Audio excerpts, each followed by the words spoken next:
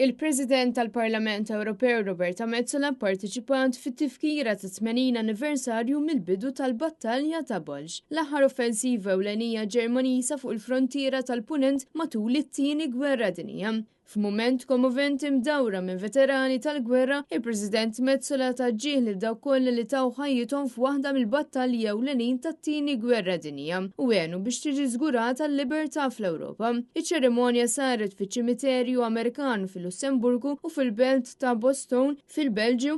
Fiċ-ċerimonja ipparteċipaw ukoll ir-Re Filippu tal-Belġju, il-Granduka Henry tal-Lussemburgu u l-Prim Ministru tal-Belġju Alexander De Croo u l-Prim Ministru tal-Lussemburgu Luc Fridjen. Waqt iċ-ċerimonja l-President Metsola qalet li l-Unjoni Ewropea hija mibnija fuq l-eroj li ġildu biex jiksbu lura l-libertà u t-tama fl-Ewropa. Il-Battalja ta' Bulġ kienet seħħet bejn Diċembru tal-1944 u Jannar tal-1945. It-temp kien fattur sinifikanti tul din il-battalja b'temperaturi li kienu f'medja ta' 7 gradi taħt iż-żero u 20 ċentimetru ta' borra. Dan appartiċipar li affettwa il-viżibilità. Il-battalja involvit aktar minn 700,000 soldat tal-Alleati, inkluż il-forzi Brittaniċi, kontra madwar 500,000 soldat Ġermaniż. L-ammont ta' vittmi kien kbir fuq iż-żewġ naħat, b'17,000 soldat mill-Istati Uniti u kważi 11,000 mill-Ġermanja sfaw maqtula.